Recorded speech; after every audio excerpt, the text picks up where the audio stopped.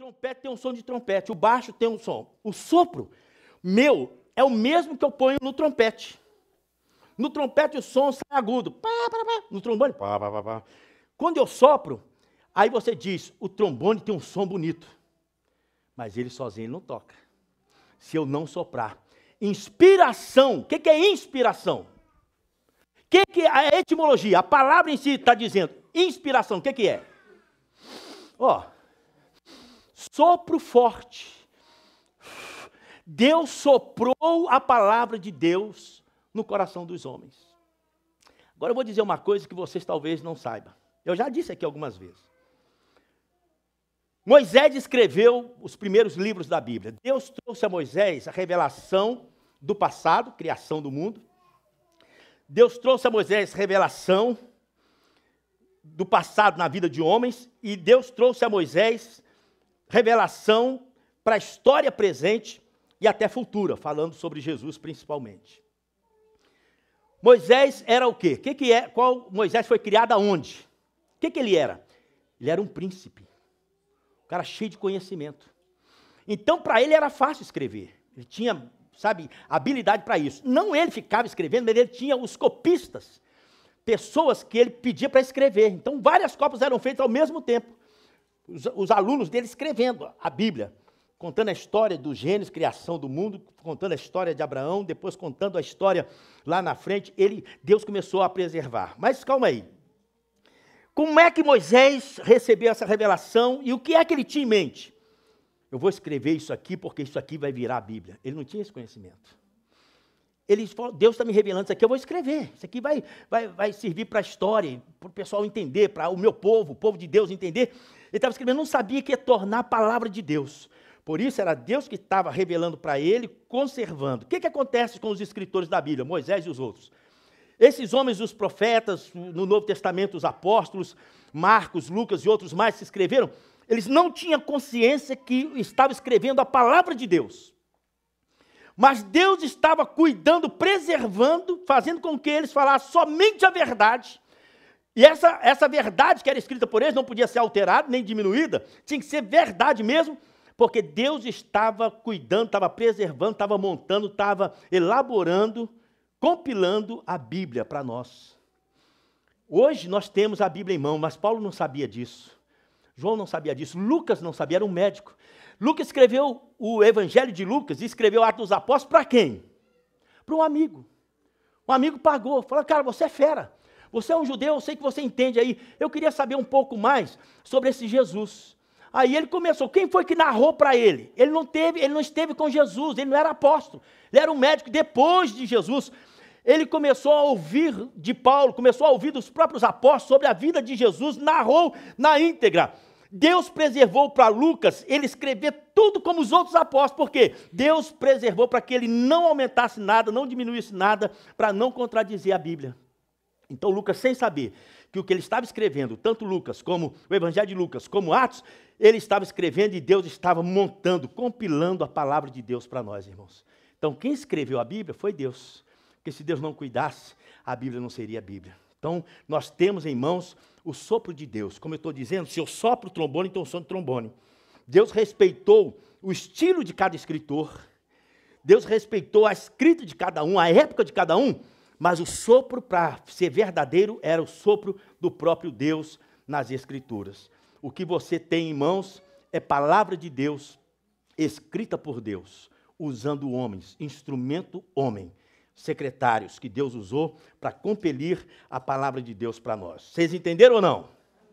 Agora, os textos sobre esse assunto vocês vão ler no Gabo. Quem foi que escreveu a Bíblia? Ah, deixa eu falar uma coisa, que eu falei assim, isso implica no quê? A igreja romana, a igreja apostólica romana, ela crê que foi o homem que escreveu a Bíblia. Por isso a igreja romana se acha no direito de alterar a Bíblia, de colocar mais livros, porque falou, se fomos nós que escrevemos, então nós podemos alterar. Olha só como é que o diabo é sutil. Nós não cremos que foi o homem, por isso o homem não tem autoridade para mexer na Bíblia. Nós cremos que foi Deus. Quem pode mudar e não vai mudar, porque a palavra de Deus é eterna, foi Deus que escreveu, o homem não mexe. Deus disse isso tanto para Moisés, lá em Deuteronômio, Como disse para João em Apocalipse, aquele que aumentar ou diminuir uma parte deste livro será lançado no fogo do inferno. Eu tirarei a sua parte da árvore da vida. Irmãos, isso é muito sério. Por isso, vocês sabem, Testemunho de Jeová, Mórmon, Igreja Romana, que estão mexendo com a Bíblia, eu sei para onde que esse pessoal vai, se não se arrepender, se não deixar essas seitas. Porque a palavra de Deus diz, então eu tenho muito zelo com a palavra de Deus, até nós, os pregadores, começar a inventar doutrina, sabe? Quando a pessoa diz, a Bíblia diz, Deus disse e não disse, eu falo, está aumentando aí, eu tenho muito cuidado. Eu estou ouvindo pregadores com a Marta, esse pregador é bom, então eu falei assim, não está na Bíblia não. Ele está dizendo que é Bíblia, mas não está na Bíblia não. Ah, é? Não sabia, eu falei, não está não, está aumentando. Não fala que é Bíblia, fala que é a igreja, fala que a denominação criou isso, mas não diz que é Bíblia se não é Bíblia. Nós temos que ter muito cuidado para dizer o que está na Bíblia e o que não está. Porque é verdade, se conhecer é pior. Agora veja, queridos, para mim um negócio aqui. Lutero disse uma frase bonita, quer anotar aí? A Bíblia não é antiga nem moderna, a Bíblia é eterna. Vamos dizer juntos? A Bíblia não é antiga e nem moderna. A Bíblia, mais uma vez? Lutero, fera, que entendia tudo de Bíblia, traduziu a Bíblia para o alemão. Spurgeon, um grande pregador, ele leu a Bíblia mais de 100 vezes. Se Deus me der vida, pelo menos bater na trave eu vou, porque 42 vezes eu já li, eu tenho que chegar a 100. Ele leu mais de 100 vezes, e ele declarou, já velhinho, perto da morte, ele declarou, a última vez que eu li a Bíblia, ela é mais preciosa, muito mais interessante para mim do que a primeira vez que eu li. Olha, irmãos, como a Bíblia é profunda. Quanto mais você lê, mais você ama. O Salmo 19, com certeza, já li. Irmãos, 1000 é pouco, porque eu não estou lendo texto nenhum da Bíblia, a não ser para compilar o sermão, mas eu estou lendo só o Salmo 19. Abro o Salmo 19, leio, releio, leio de novo, leio. Cada vez que eu leio, minha mente vai enchendo, seu coração vai enchendo assim de conhecimento. Falo como Deus é tremendo para abençoar a vida através da sua palavra. Sabe por quê? Porque Jesus disse, as palavras que eu vos digo são espírito e vida. A Bíblia não é um livro seco, a Bíblia tem vida, é uma pessoa. Estou lendo um livreto que diz assim, a Bíblia é uma pessoa. Gosto muito disso. Agora veja só. Quantas promessas tem na Bíblia? Gabo também. Quantas promessas tem na Bíblia? Você sabe? 1000 promessas. 1000. Aí a minha pergunta, e no Gabo já começa a pensar aí. Começa a pensar. 1000 promessas. Qual a promessa que você conhece da Bíblia? Quantas? Quais as promessas que você conhece? Você lembra de uma? Quem é que lembra? Vida eterna. O que mais? Jesus vai voltar. O que mais? Hã? Nada me faltará é promessa. Que está conosco todos os dias. Ó, o que mais? Todas as coisas contribuem para o bem daqueles que amam a Deus, que são chamados pelo seu decreto. Todas as coisas contribuem, é promessa de Deus.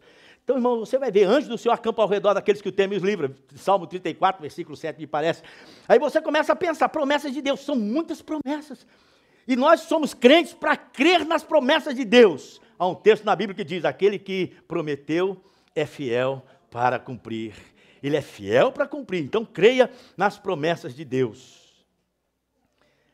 A Bíblia tem 3 milhões de letras, anota aí. Quantas letras tem a Bíblia? 3 milhões. Quantos versículos? 31 mil. Quantos versículos? 31 mil. Quantos capítulos? 1189 capítulos. Quantos capítulos? 1189. Aí você fala, é muito, é um livro grosso. Eu comecei a ler um livro de John Piper essa semana. O John Piper, o livro é grosso, dessa grossura. A letra é maior, mas um livro dessa grossura. Eu não tenho problema com o livro, sabe, grosso, livro fino. Para mim, é a mesma coisa que eu gosto de ler. Quem gosta de ler a Bíblia não é um livro tão desesperador assim, não. Porque eu tenho prazer de ler a Bíblia, por isso eu leio rapidamente a Bíblia. E para você ter ideia, quanto tempo você gasta para ler a Bíblia toda, numa leitura habitual? Quase. Quem falou 48 é correndo. Quem tem habilidade. 72 horas. Repita. Quantas horas? É pouco tempo, hein? Ah, não li a Bíblia um ano. Um ano, meu amigo. 365 dias. Você não leu? 72 horas você lê a Bíblia toda. É só você marcar. Vou ler 3 horas por dia, 1 hora por dia. Você lê a Bíblia rapidinho. Então, tem como você ler a Bíblia. O negócio é que a gente já olha para a grossura, porque a gente não gosta de ler. Quem gosta de ler, Bíblia é um prazer. Nós vamos falar daqui a pouco sobre o Salmo 19, que diz que ama mais a palavra do que ouro.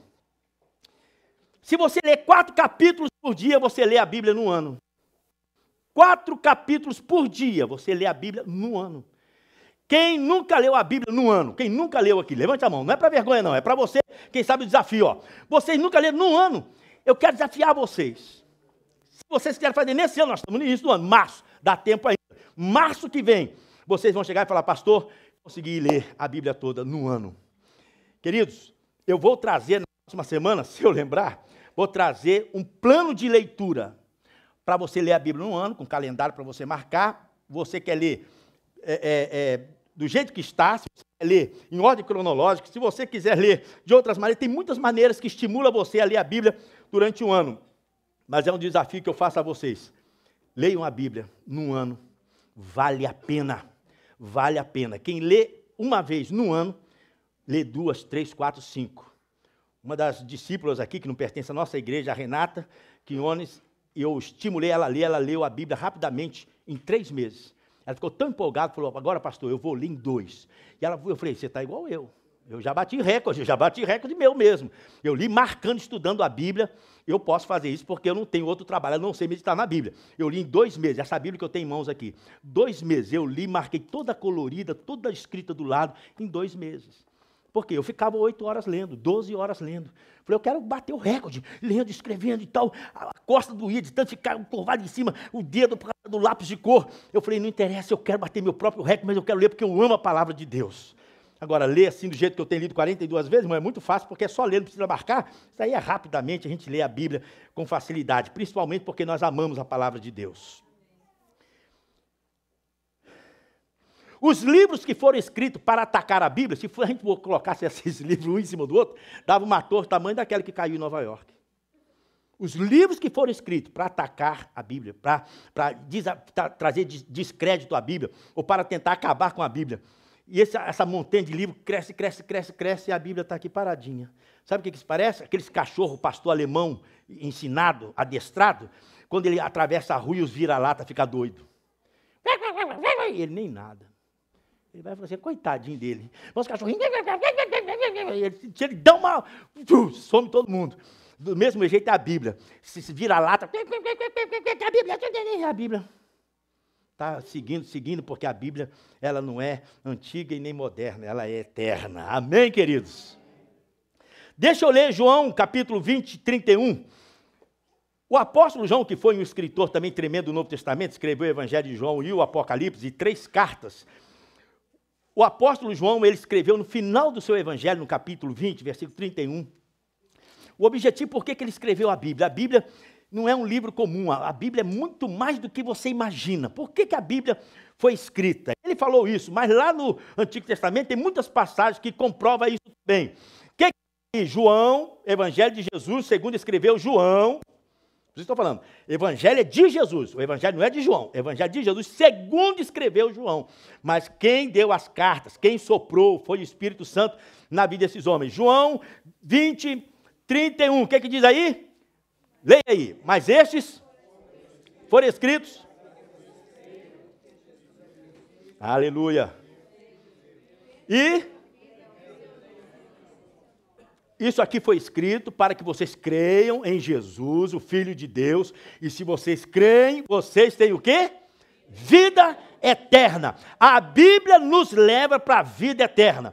Deixa eu agora fazer uma recapitulação da mensagem do domingo passado. O que é que a natureza faz? O que a natureza faz?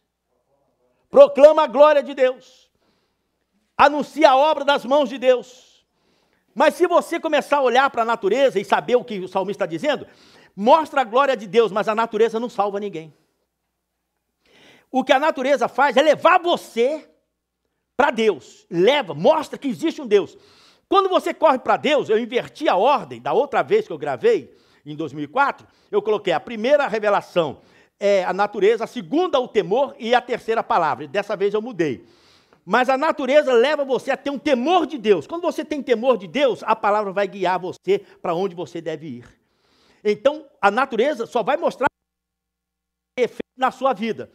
Já o que acontece com a palavra é diferente. A palavra, Deus está lá na natureza e Deus fica lá, a glória dele está lá na natureza. Você apenas reconhece Deus.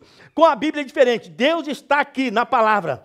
E essa palavra mexe com o seu coração, entra no seu coração, penetra. E por isso João está dizendo, mas estes foram escritos para que vocês creiam que Jesus Cristo é o Filho de Deus. E crendo, tenham a vida eterna no seu nome. Se vocês prestarem atenção na Bíblia, com certeza, a vida eterna vai fazer parte da sua vida, porque é promessa de Deus para nós. Deixa eu contar a história dos manuscritos do Mar Morto. 1947, 1948 foi quando a nação de Israel passou a ser a nação de Israel. 1947, um pastor lá no deserto do Mar Morto, eu estive lá, justamente no local onde aconteceu essa cena bonita e interessante. Um pastor de ovelha, lá tem muitos pastores, assim, você anda, vê muito deserto, você vê pastores chamados beduínos, que estão cuidando de ovelhas, muitas, poucas ovelhas. Então, eles andam no deserto, não sei para onde que eles levam aquelas ovelhas, só tem pedra, só areia. Mas a gente vê muito isso lá. Ele subiu lá numa montanha, perto do Mar Morto, num deserto chamado de Qumran. Lá naquele deserto, uma ovelha perdeu, entrou numa caverna. Tem muitas cavernas, entrou numa caverna. Esse pastor de ovelhas, ele queria ver se a ovelha estava lá, ele começou a jogar pedra dentro da caverna, para a ovelha sair. Pá, chamava a ovelha e tal. De repente ele jogou uma pedra, bateu em alguma coisa oca. Tum! Falou, não é assim. Jogou de novo. Tum! Ele falou, tem alguma coisa oca lá. Ele falou, vou entrar. Quando ele entrou, tinha vários potes, uma caverna profunda, vários potes desse tamanho assim, fechados dentro da caverna. Aí ele abriu, viu rolos de livros. Aí ele foi lá, chamou o pessoal, a arqueologia veio em cima, quando tiraram os potes, eram porções das Escrituras do Antigo Testamento. Porções da Bíblia. Aí foi uma revolução. Pegaram porções daqui, compararam com a Bíblia tudo certinho. Aí acharam o livro de Isaías todo, completo. Vários rolos do livro de Isaías todo. Pegaram o livro de Isaías, irmão. Agora aí que a gente vê que palavra de Deus é palavra de Deus. Isso todo cientista sabe, todo mundo sabe que aconteceu isso. O pessoal não crê porque não quer. Aí pegaram o livro de Isaías e falaram assim, agora está um negócio que nós estamos... Está comprovado que esse aqui é um dos manuscritos mais antigos que nós podemos ter do livro de Isaías. Mais antigo. Nós vamos comparar com a Bíblia moderna. Se não bater, meu amigo, aí a nossa Bíblia não está com nada, aí ia ser um caos. Não bateu. O antigo aqui é diferente da Bíblia de Isaías. E os especialistas foram comparar, bate versículo por versículo, texto por texto, tudo igual. Guardaram lá no museu em Israel, está lá, e fizeram cópias desse manuscrito, arrumaram tudo, porque estava já desmanchando, arrumaram, e tem uma cópia também no Museu da Bíblia, em Londres. Isso é só para vocês terem ideia. Isso aconteceu há pouco, só para mostrar que a palavra de Deus é eterna, ela não muda, Deus preserva, Deus inspirou os homens, Deus soprou essa inspiração de Deus no homem para escrever, mas Deus continua preservando a Bíblia, por isso a Bíblia não é antiga e nem moderna, ela é eterna. Agora, queridos, o período que a Bíblia foi escrita. Quanto tempo levou para a Bíblia ser escrita? Quem foi o primeiro a escrever a Bíblia? Moisés. Foi o primeiro. Moisés viveu em que época? 1500 anos antes de Cristo. Se Moisés viveu 1500 anos antes de Cristo, aí o Novo Testamento foi completado, a sua escrita, 100 anos depois de Jesus. 100 anos depois de Jesus, com 1500, quanto tempo? 1600 anos. 1600 anos, de Moisés até o Novo Testamento ser completado, aí vocês sabem que isso é um período de 1600 anos, é muito tempo, hein? 1600 anos. Agora, quantos homens escreveram a Bíblia? Quantos autores nós temos? 40.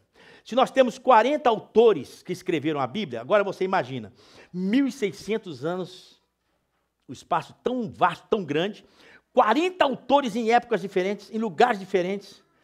Que tipo de gente, que tipo de profissão tinham os autores da Bíblia? Que tipo? Pescador, quem mais? Pastor, quem mais? Médico, quem mais? Príncipe, Moisés, reis, quem mais? Vários tipos de gente culta, teve gente culta? Paulo, fera lá em cima. Indouto, que só tinha o primeiro grau, tinha. Pedro, João, indulto, homens que não tiveram faculdade, irmãos, e idade. Gente nova, Marcos, moleque. Gente velho, João, com 100 anos. Irmãos, no período vasto de 1.600 anos, não há uma contradição da Bíblia. Irmãos, não há nada mais bonito, mais emocionante do que isso. Porque há 1.000 anos atrás poderia dizer uma coisa sobre Deus, e outro dizer uma outra coisa sobre Deus, aí não bater. Um diz que Deus é assim, outro diz não. Todos eles falam de Deus como se conhecesse Deus pessoalmente. Todos eles falam da história como se andasse na história. Todos eles citam a Bíblia, até mesmo no Novo Testamento, quando citam o Velho Testamento, o Antigo Testamento, citam da mesma forma.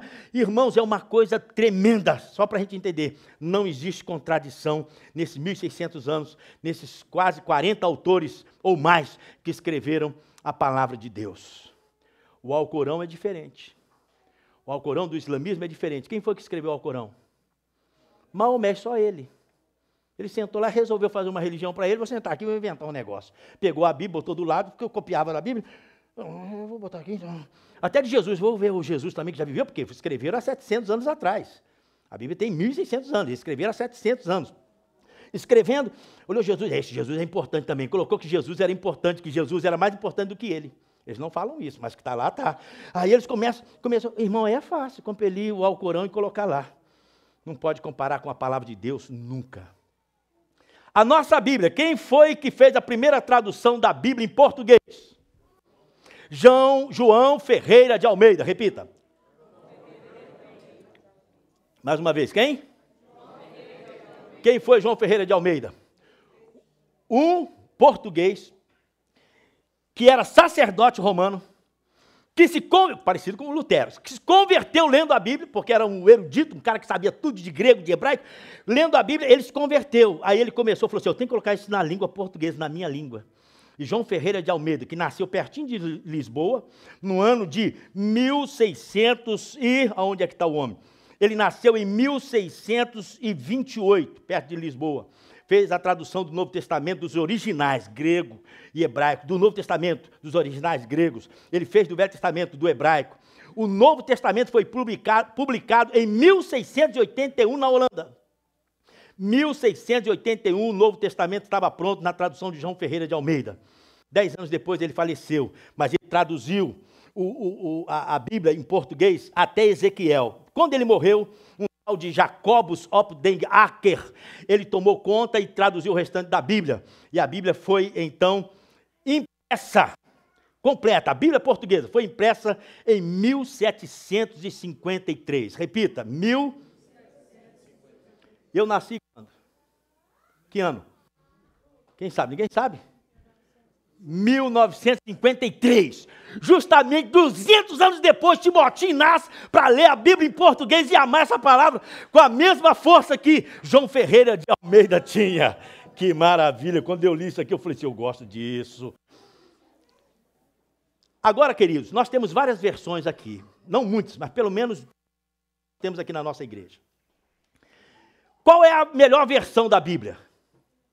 Isso depende de gosto, Não tem melhor nem ruim. E depende de gosto. Você gosta mais do linguajar erudito, antigo? Fica com a arcaica. Tem gente que gosta da King James, tem outros que gostam da NVI. E nós também, tem uns que gostam da corrigida. Não, eu gosto daquela lá que as palavras eu nem entendo direito. Então fica, o latim é melhor ainda. Aí tem outros que gostam da atualizada. Eu gosto da atualizada. Por que gosta da atualizada? Quando soltaram a atualizada foi uma revolução. Quem cria na corrigida, que era a única Bíblia que a gente tinha. Por que é chamada de corrigida?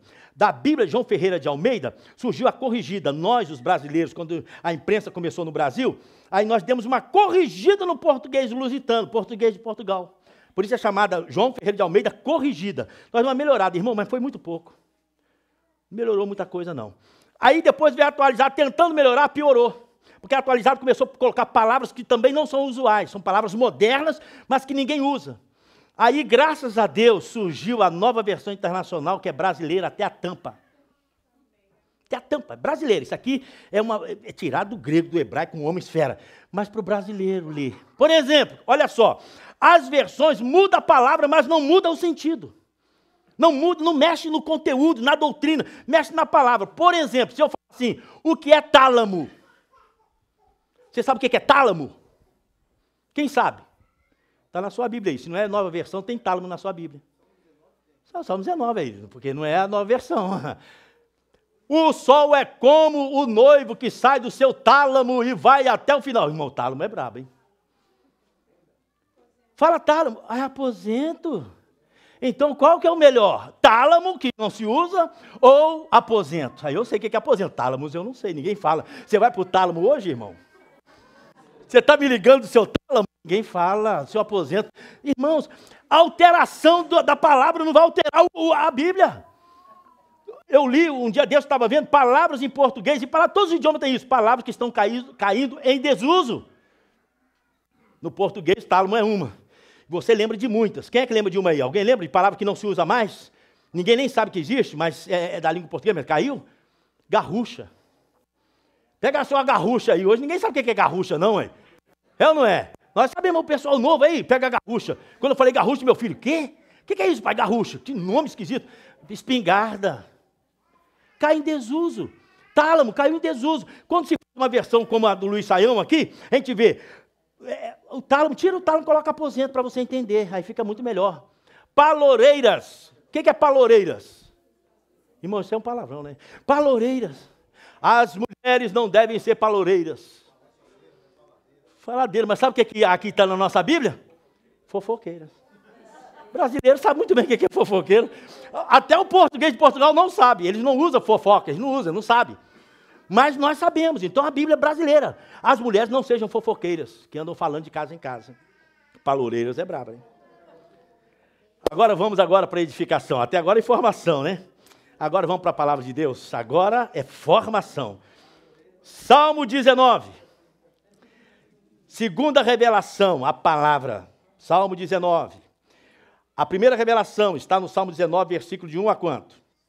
De 1 a 6, gostei. A segunda revelação vai do versículo 7 a quanto? 11, quase, bateu na trave aí. Então vamos lá. Você vai amar. A juventude está animada também com a palavra. O Neto ontem foi pregar na Igreja Batista, lá de Elizabeth, e a juventude daqui foi vê-lo e ouvi-lo. Eu amo isso, correr atrás de Deus, correr atrás da palavra e tal, apoiar, sabe, o novo pastor nosso, queridos. E o Neto chegou em casa de madrugada e disse, pai, foi bênção pura. Perguntei para a Lorena, foi bênção? Foi, pai. O homem estava emocionado e falou, acho que eu nunca preguei como eu preguei ontem, não. Falei, meu filho, vai melhorando, não pode piorar, melhorando sempre. Então, graças a Deus, nós estamos pregando, e a juventude está animada com a palavra de Deus. Nós somos a igreja palavra pura. Jovens, crianças, adultos, pastor, sabe, filho de pastor, gente madura, gente nobre, nós amamos a palavra de Deus. Quantos concordam comigo? Digam amém.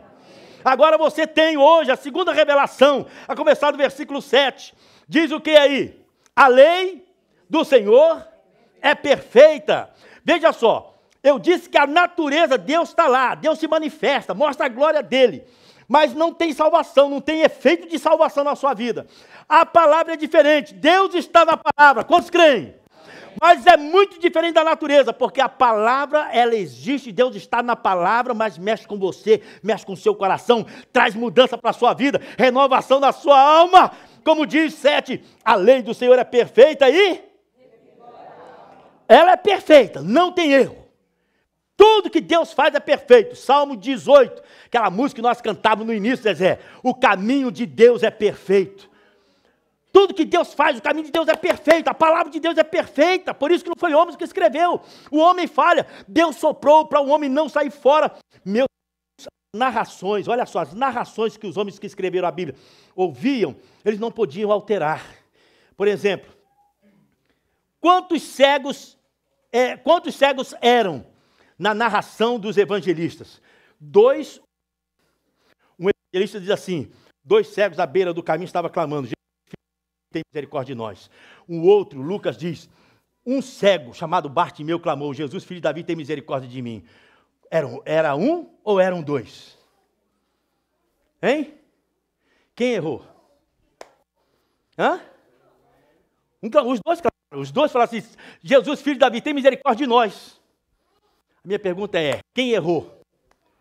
Ninguém errou. Quem ouviu a narração dos 2, ou quem estava lá, viu 2 cegos, eram 2. E ele observou, 2 cegos clamaram, tem misericórdia de nós. E Jesus voltou e curou os 2. Quem narrou para Lucas, Diz assim, rapaz, tinha um cego lá que chamava Bartimeu, que é filho de Timeu, nem tinha nome. Ele tinha uma capa, ele jogou a capa fora. Jesus disse para ele, o que queres que eu te faça? Que eu veja. Deu detalhes, Deus preservou. Você quer falar só sobre Bartimeu? Fala sobre Bartimeu. Não altera nada.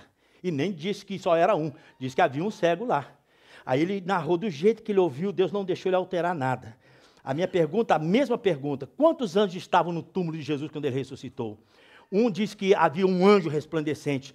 Outro evangelista diz que haviam 2, um sentado à cabeceira e à ponta da cama. Quantos? Eram 2 ou eram 3? Agora, para mim, isso é fácil responder. Havia milhares de anjos no túmulo de Jesus. Porque era uma cena tremenda. Agora, quem viu a revelação, quem chegou lá e viu um anjo, viu um anjo. Quem viu 2, viu 2. E o que é que chamou a atenção? Foi um ou foi o 2? Foi um, aquele resplandecente que falou comigo. Até esqueceu o outro. Se eu pedisse para você fazer uma narração aqui desse local, escreve aí, Adriano, sobre o local nosso aqui. Escreve aí, Igor, sobre o local. Escreve aí, Pauliana, sobre aqui. Pega agora o escrito do Adriano, do Igor e da Pauliana e mostra para ver se vocês vão bater. Não vai bater. Mas vocês não vão mentir. Talvez o Adriano vai olhar e falar assim, tinha umas lâmpadas claras, fluorescentes. Aí a outra não vai ver a lâmpada, vai falar, não, a parede era amarela. O outro vai falar, não, tinha uns retratos da igreja católica lá na parede. Não. Alguém omitiu, alguém falou em verdade? Não. É a maneira como você vê. Por isso, a Bíblia é perfeita, ela é perfeita. Deus não deixou ninguém alterar nada, nem diminuir nada. Seja por narração, seja por visão, seja por testemunha ocular. Deus cuidou disso. Por isso, a palavra de Deus é perfeita. Se ela é perfeita, ela pode fazer o quê? O que ela faz? A perfeição da palavra, o que diz aí? Restaura a alma. Na outra versão, quer saber o que diz a outra versão? Revigora a outra versão. Refrigera. Você sabia que em português só nós chamamos o refrigerante de refrigerante? Refrigerante. Por quê? Porque refrigera. Lá no Brasil, não sei se vocês lembram, essas coisas talvez eu pense que é muito velho, mas ontem um rapaz novo lembrou da propaganda. Tinha uma propaganda na televisão, que tinha um rapaz andando no deserto, com a mochila nas costas, parecendo faroeste, andando, pá. Vocês lembram disso? O cara andando, cansado, suando, assim, o solzão batendo no deserto. Aí ele viu uma birosca lá, uma casinha lá que vendia um bar lá no meio do deserto. Ele entrou na casa lá. O cara falou, o que você quer? Ele me dá um saco de batata frita.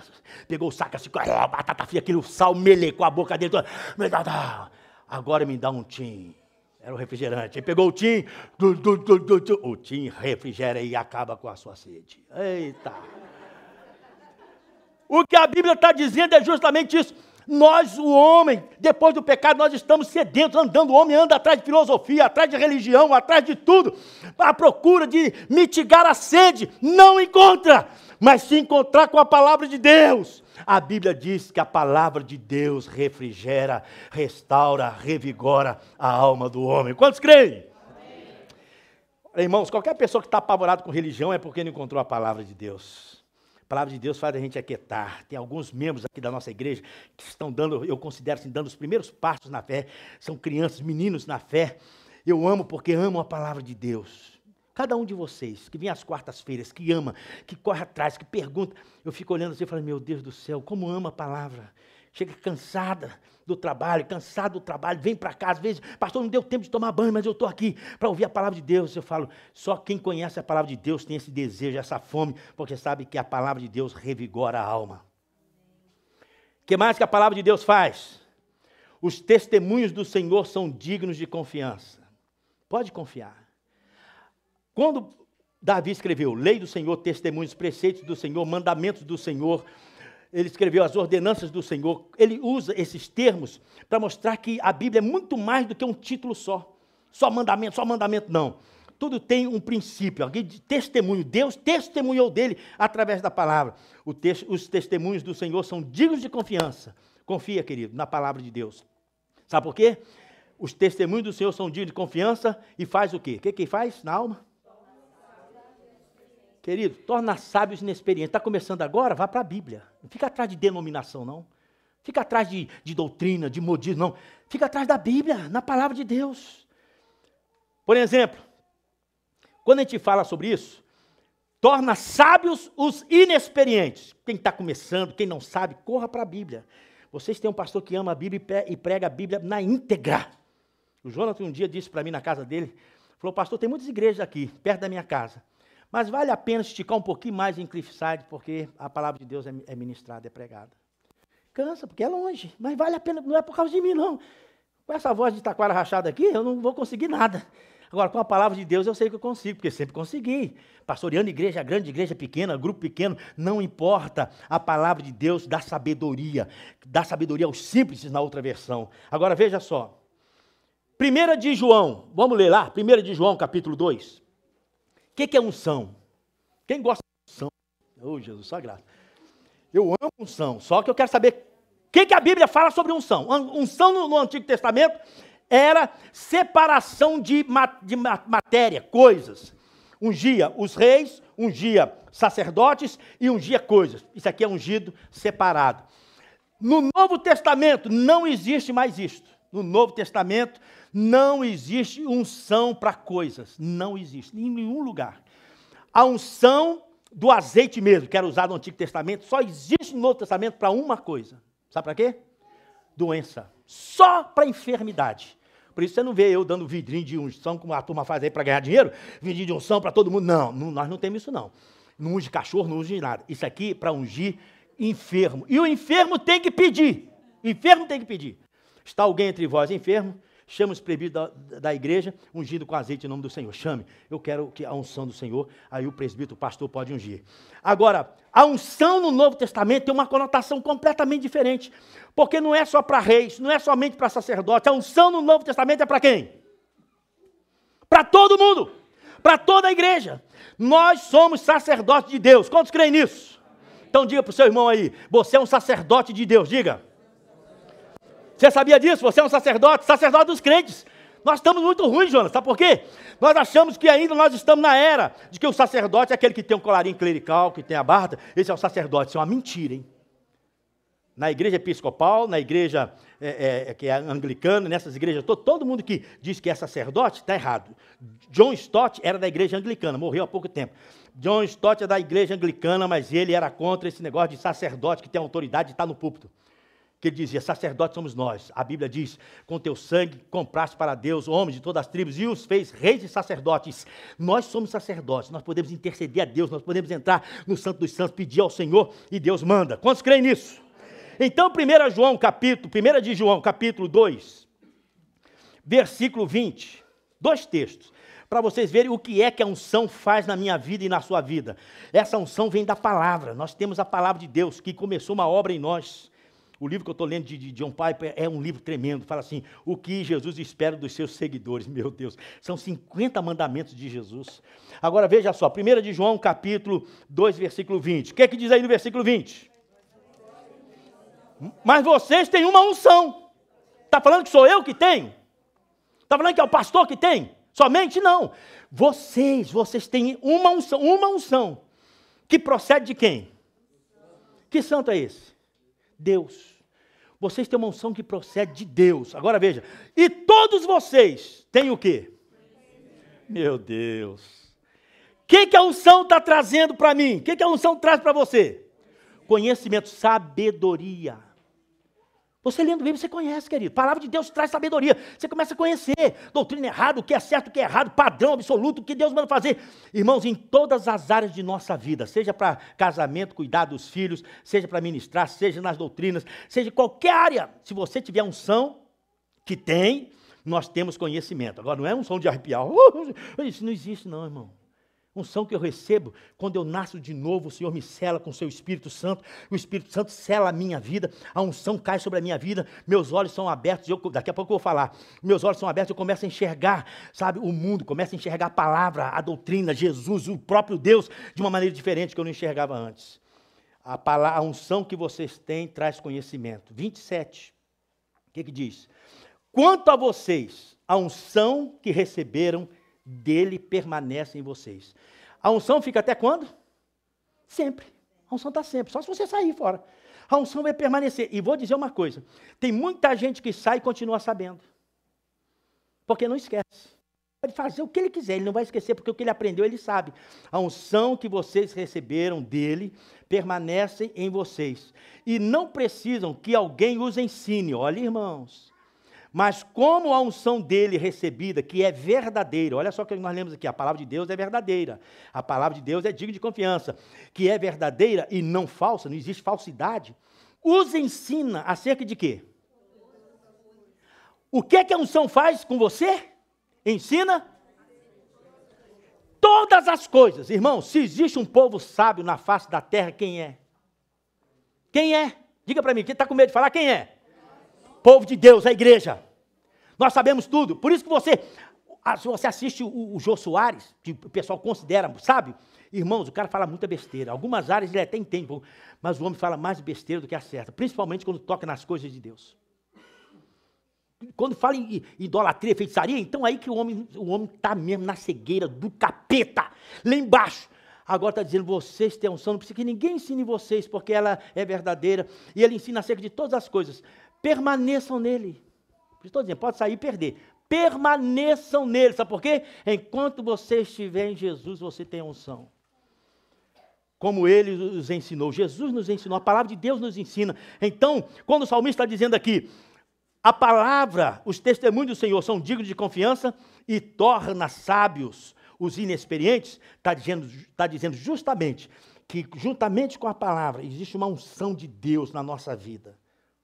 Quantos concordam? Vamos para outro versículo do Salmo, volta lá para o Salmo. Esse ping-pong eu amo também, né? Que aí você entende a Bíblia toda. Salmo 19. Agora, o outro versículo diz o quê? Aí o testemunhos agora é o quê?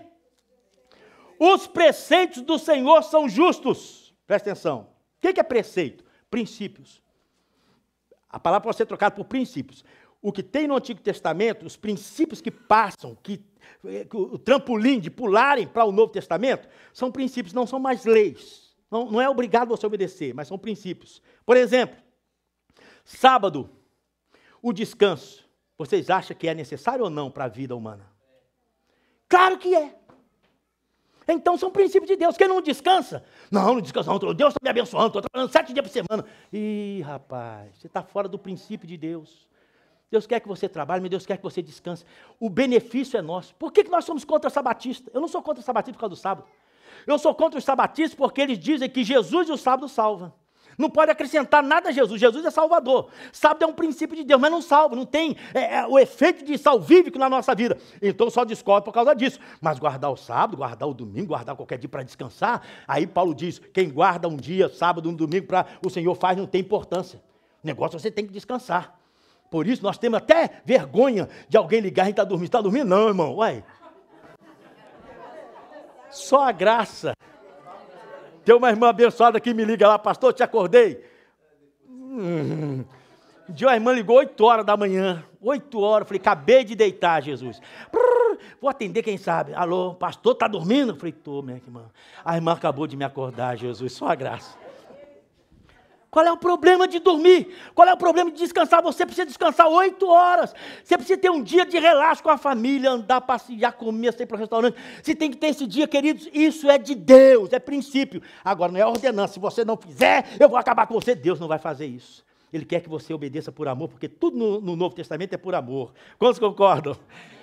Aí diz o quê? Os preceitos do Senhor são justos. E dá o quê?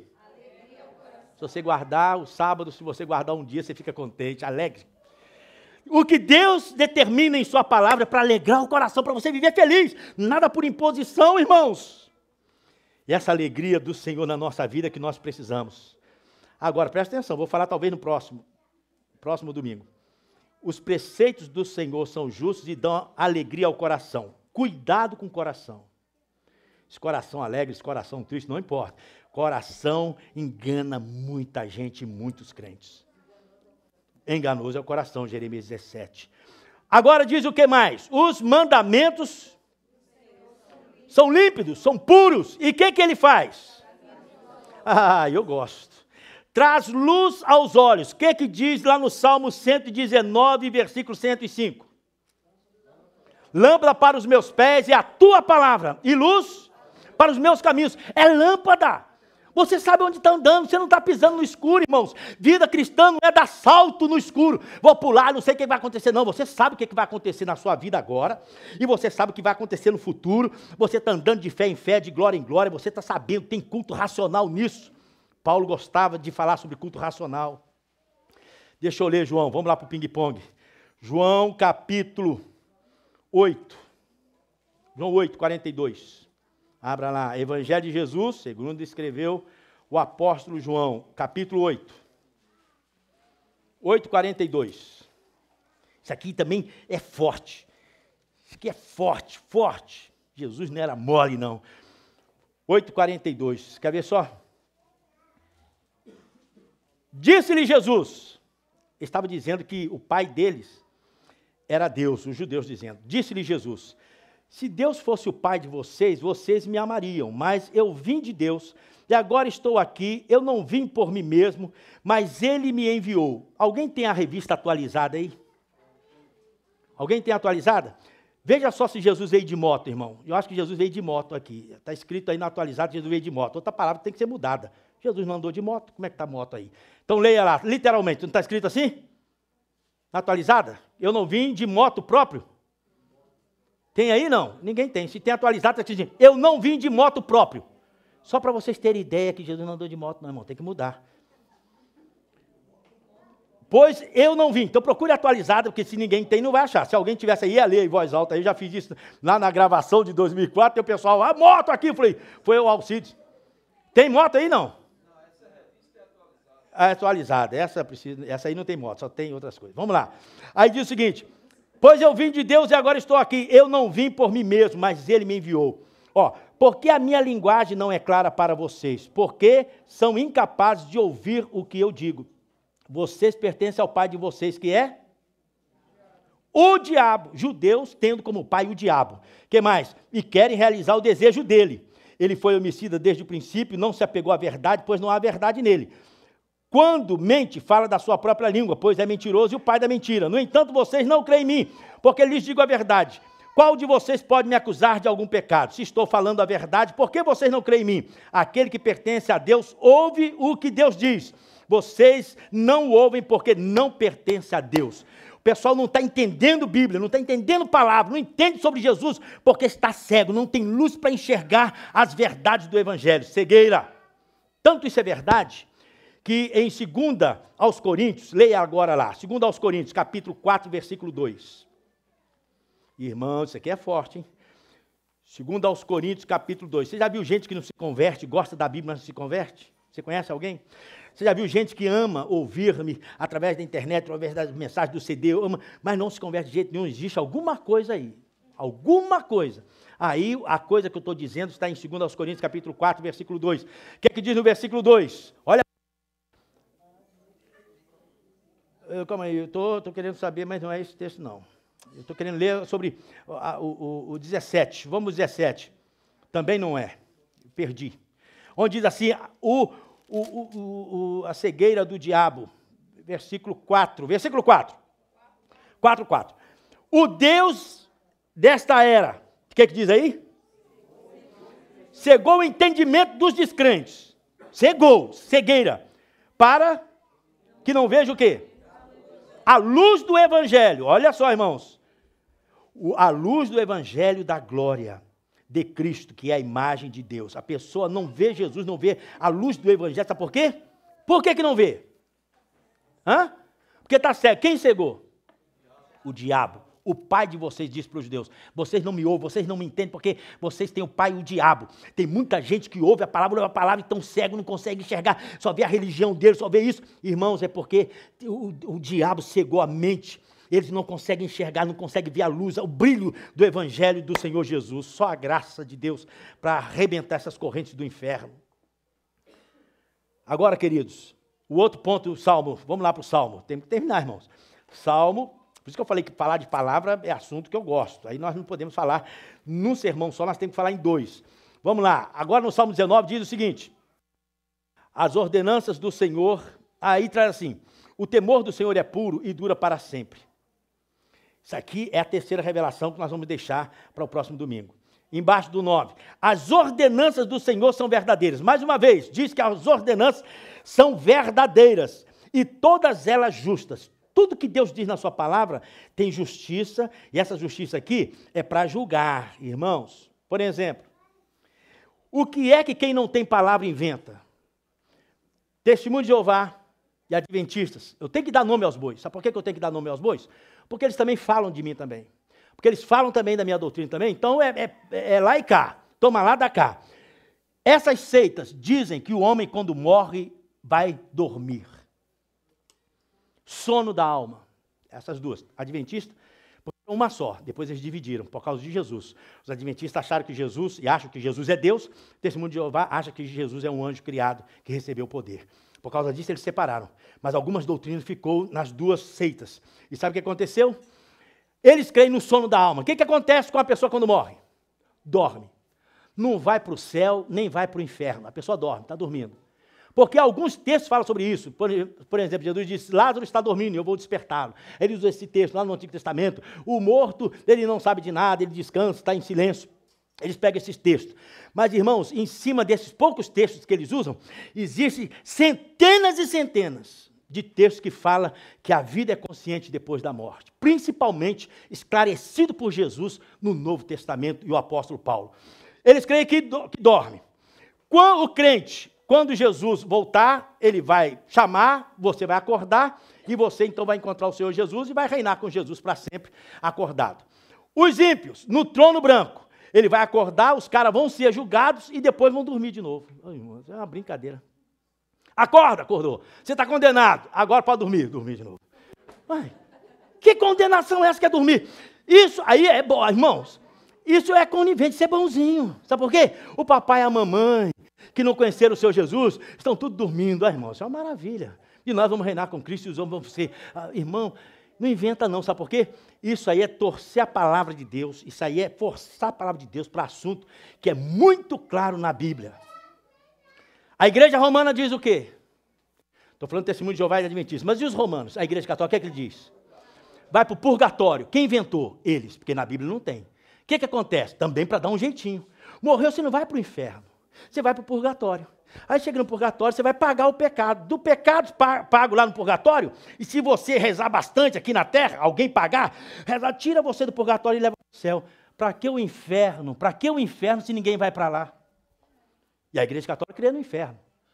O papo que entrou agora está falando de Satanás, aí eu estou gostando. Fala de Satanás, bastante de Satanás, o pessoal tem medo. Porque aí tem um inferno lá. O purgatório é intermediário para você não ir para lá, para você ir para o céu. Acabou com o inferno. E outra contradição, o confessiatório, onde você confessa o pecado, na igreja católica. Quando você confessa o pecado, o que acontece quando o padre determina alguma coisa para você fazer? O que acontece com o seu pecado? Está perdoado. Por que você vai para o purgatório, se você já recebeu perdão aqui com o padre? Não tem sentido não, meu Deus. Por isso, a palavra de Deus é verdade para a justiça. E ela é justa, é justiça. A Bíblia fala, Jesus falou mais do inferno do que do céu. E você quer ver um texto que eu gosto?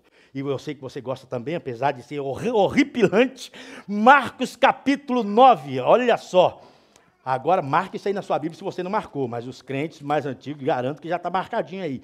Marca aí Marcos capítulo 9. O que diz aí? Capítulo 9, a começar do 42.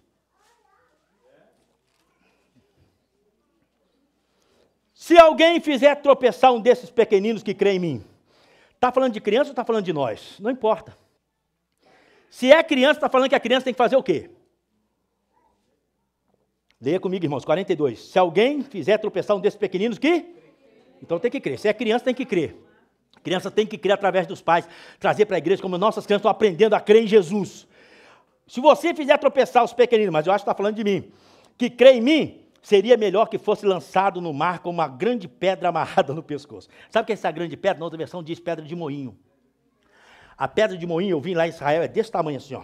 Pedra de mármore, onde rodava uma outra pedra em cima para amassar azeitona para fazer o azeite.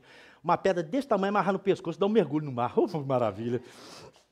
Jesus não é mole porque ele não está brincando, ele está falando sério.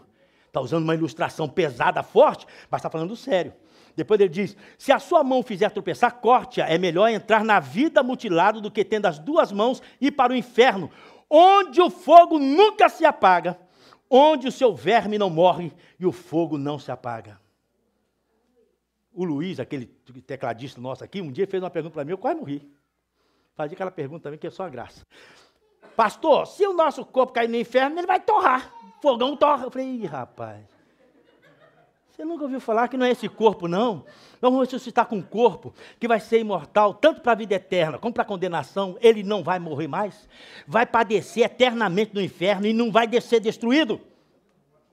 Onde o seu verme não morre, o verme que é o corpo, a matéria, e o fogo não se apaga. E se seu pé o fizer tropeçar, corte. É melhor entrar na vida aleijado do que tendo os 2 pés ser lançado no inferno. Jesus repetindo, igual eu. Onde o seu verme não morre e o fogo não se apaga. Eu aprendi com o mestre, Paulo e Jesus, ficar repetindo para entrar na cabeça. Depois ele diz, e se seu olho o fizer tropeçar, arranque-o. É melhor entrar no reino de Deus com um só olho do que tendo os 2 olhos ser lançado no inferno. Onde o quê? Verme não morre e o fogo não se apaga. Onde o quê? O seu verme não morre e o fogo não se apaga. Isso é inferno. Não existe sono da alma. É inferno. Está por fora. Agora diz aí, ó, cada um será salgado com fogo. O sal é bom, mas se deixar de ser salgado, como restaurará o seu sabor? Também tenham sal em vocês mesmos e vivam em paz uns com os outros. Irmãos, o que nós estamos lendo aqui é só um texto de muitos. Não creia em tudo que o pessoal está dizendo. Irmãos, quer receber testemunho de Jeová? O Manuel está tentando evangelizá-lo. Eu vou dizer uma coisa para vocês. A coisa mais difícil que existe é pregar para herético e ter a mente fechada, grudada. Porque as pessoas dizem, do jeito que o pastor sabe, se levar irmãos, pode levar o pastor, pode chamar o Rousseau Ched, pode chamar o Luiz Saião. Não convence, porque os caras já estão com a mente cauterizada. E Paulo fala sobre isso. Se alguém está com a mente cauterizada e traz uma doutrina que não é dos nossos, vocês não devem nem receber em casa. Nem receber em casa. Por quê? Porque não adianta. Você acha que eu nunca encontrei? Uma vez, 2 mormons, outra doutrina também perigosa. Os mormons é outros que diz que a palavra de Deus em si, ela não é autoridade. São bonitinhos, andam engravatadinho, arrumadinho, educadinho, e vai para o inferninho também. Eles, na palavra, eles dizem, a palavra não é autoridade. A palavra precisa do livro dos mormons para completá-la. Nesse livro aqui, contém a Bíblia, mas não é toda a Bíblia, não é toda a palavra. No livro dos mormons, contém também, não é. Tem que juntar os 2 para formar o livro sagrado, irmãos. Isso é uma mentira do capeta. Tá? Um tio será lançado no inferno disso aqui. Eles acrescentaram um livro. E sabe quem trouxe o livro para os mormons? O anjo Moroni. Aí Paulo diz, se um anjo descer do céu, e esse não descer do céu, subiu do inferno, um anjo descer do céu, trazendo outro evangelho, que não seja o que eu tenho pregado, que seja maldito, amaldiçoado. Os mormons têm uma placa luminosa, eles dizem, fosse o livro dos mormons, para eles não é completa, precisa ser completada. E as doutrinas dos mormons, vocês sabem também. Batismo pelos mortos. Se você tem um avô que não conheceu Jesus, Jesus também não é Deus para eles, não. Que não conheceu a verdade, você pode batizar aqui. Eu vou batizar aqui agora pelo meu avô. Vovô, aí você batiza, o vovô está sendo batizado lá no mundo dos mortos. Olha que doutrina. Estou falando que você está andando por aí, a gente pensa assim que ecumenismo, vamos fazer, tudo é bom, tudo é... Irmão, não é. Reluz como ouro, mas não é ouro. Parece, mas não é. Agora você vê eles dizendo assim, que Jesus não é Deus, não. Jesus é um homem que se tornou Deus. E que nós somos homens que vamos nos tornar deuses. Lá nós vamos ser todos deuses, todos iguais a Jesus. Todo mundo Deus. Eu, Jesus, beleza, você era homem, tornou Deus. Eu também era homem, tornei Deus. Aí gosta da poligamia. Aí o gozo é mulherada, igual o islamismo. Mulherada lá, Jesus, só a graça. Doutrina errônea, doutrina do inferno. Quase que o presidente, aquele outro, ganha. Jesus amado. Um é pior do que o outro, a gente não sabe qual, porque um crê nessas mentiras do capeta. O outro... Jesus, querido. A Bíblia está dizendo que o inferno existe. Aí no final de tudo, aí você vai para o Apocalipse, o que diz lá? Aqueles que não foram achados escritos os seus nomes no livro da vida foram lançados aonde? No lago de fogo, porque sai do inferno e vai para o lago de fogo. Aí depois no capítulo 21 de Apocalipse, capítulo 20 de Apocalipse, o inferno e a morte foram lançados aonde? No lago de fogo, onde já estão o falso profeta e o anticristo. O diabo vai ser lançado no lago de fogo. Lago de fogo é para sempre, é isso aqui, ó. É onde o fogo não se apaga e o verme não morre. Queridos, não inventa doutrina não, porque a gente sabe e conhece a palavra. Sabe por que a gente conhece a Bíblia? Porque a Bíblia é verdadeira, ela é fiel, ela dá sabedoria aos simples, gente inexperiente, gente simples como você e eu. Nós conhecemos a palavra de Deus porque ela traz luz aos nossos olhos. Aleluia por isso. É o Salmo 19. Agora, por último, vamos voltar para o Salmo 19, queridos. Olha o ping-pong aí de novo. Quantos amam a palavra de Deus? Digam amém. Amém. Nós amamos isso, nós gostamos de ler, nós não enjoamos da palavra. Irmãos, eu tenho que falar muita coisa, Jesus. Tem aqui a música, são mais desejáveis, as ordenanças do Senhor são verdadeiras, todas elas justas. Agora, vamos terminar? 10. São mais desejáveis do que o ouro. O que é mais desejável do que o ouro? O que é? Palavra, irmão. Nós estamos falando a palavra de Deus, as ordenanças, os preceitos, são mais desejáveis do que o ouro. Quem tem ouro aí? Quem tem ouro? Alguém tem ouro aí? Não trouxe ouro? Quem tem ouro aí? Quem tem? Levante a mão. Quem tem? Eu tenho aqui. Tem ali, tem ouro aqui. Tem ouro. Aqui não, aqui é bijuteria. Ouro aqui, ó. É 14 quilates, mas é ouro. O ouro bom é o português. O português levou tudo o Brasil lá para Portugal. Você chega nessa joalheria aí, entra na joalheria dessa de Nurque aí, português, você vê a cor do ouro de Portugal. É amarelinha, assim, parecendo bijuteria. Mas é ouro 24 quilates do puro. Eu fui em Portugal, falei, misericórdia, diferente do ouro do Brasil. Só deixou fraquinho para nós, levou tudo para lá. Você tem ouro, e por que você usa ouro? Quem é que tem ouro? Levante a mão bem alta aí. Você está com vergonha, irmão? Não é pecado usar ouro, não. Aí, todo mundo. Agora gostei. O pessoal com medo de eu falar, ouro é do capeta. Então, você tem ouro aí. Por que você usa ouro? Por que você tem a correntinha de ouro? Por que você tem o brinquinho de ouro? Por quê? Diga para mim, por que você usa? Hã? Porque é valioso. Sabe, dá status assim, eu tenho um anelzinho de ouro. Quando eu ganhei meu anel de formatura, até lá na igreja, lembra, Marisete, que eu mostrei lá? No púlpito tem um alfa e o ômega. A letra A e o ômega, parecendo uma ferradura. Aí eu brinquei que eu sabia que o pessoal não sabia, a Sandra e as meninas falaram assim, tá vendo aqui? Tem um alfa e a ferradura. A ferradura é para dar sorte. Que é isso, pastor? Falei, um raio, todos os pastores que vêm aqui vão pregar, recebem energia por causa da ferradura. Ficaram olhando para mim assim, que é isso? Eu falei, aqui, ó, até eu tenho no meu anel aqui, o alfa e o ômega, a ferradura. Meu Jesus, só graça. Eu falei, não, mas ali a primeira letra do alfabeto grego é a última, alfa e ômega. Ah, que legal, que alívio, Jesus, só a graça. Nós gostamos de ouro porque vale alguma coisa. Então você não tem caixa de ouro, se tem também não tem problema de ter. Sabe, investir no ouro, em vez de investir no dólar, investe no ouro, é valioso. Mas, irmãos, agora prestem atenção numa coisa que eu vou dizer, porque isso aqui é formação, é edificação cristã. Se alguém ama mais o ouro do que a palavra de Deus, não sabe o que é mais valoroso, está trocando os valores. Se você ficar atrás de ouro, meu ouro, meu Deus do céu, meu ouro, e a palavra de Deus encostadinha lá, tem alguma coisa errada com a sua vida cristã. Você ama o ouro, mas se ama muito mais a palavra do Senhor. Sabe, você põe o ouro, sabe quando você vai para uma festa, mas a palavra de Deus está com você todos os dias. E se amar a palavra de Deus mais do que ouro.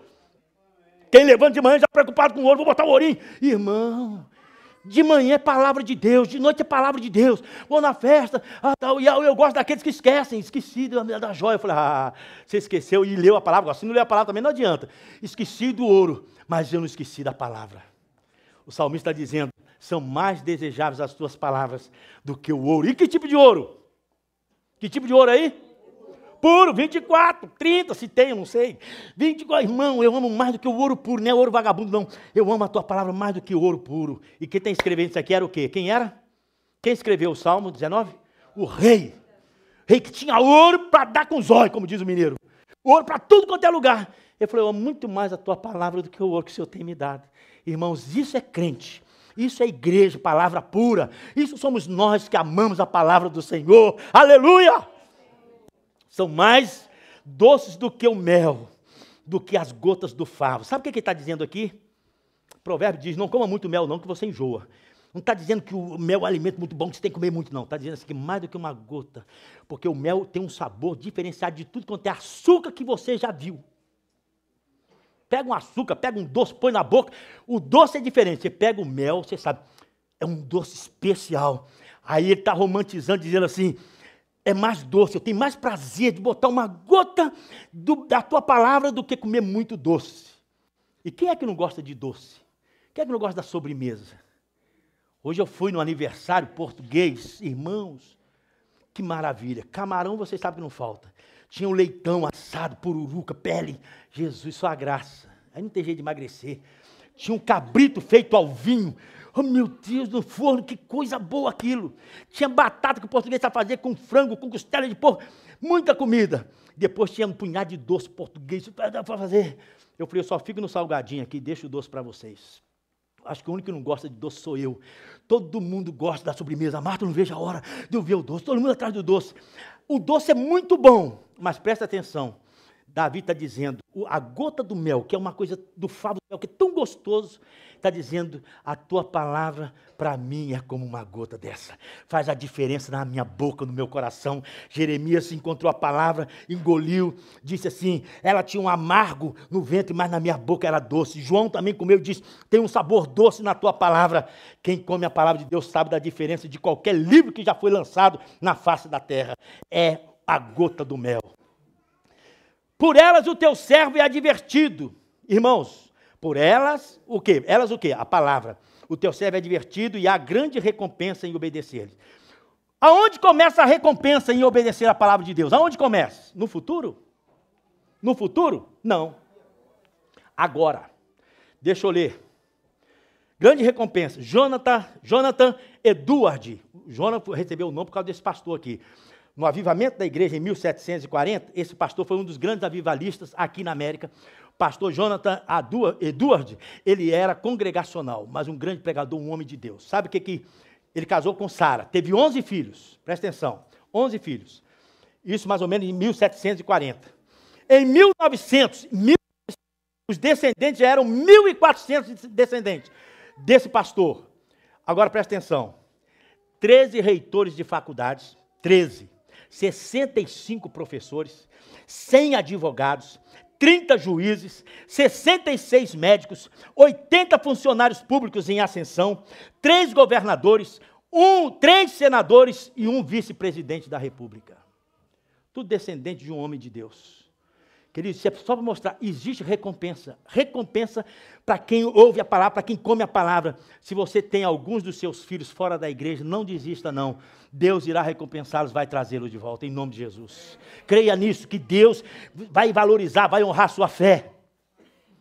Vocês sabem, 16 irmãos, morreram 2, ficaram 14, 7 homens, 7 mulheres. Somos pastores, um punhado. 1 morreu na desgraça, caído. Os outros que sobraram, os 6. 5 são pastores e 1 é presbítero hoje da Assembleia de Deus. Irmãos, por quê? Porque meu pai era pastor.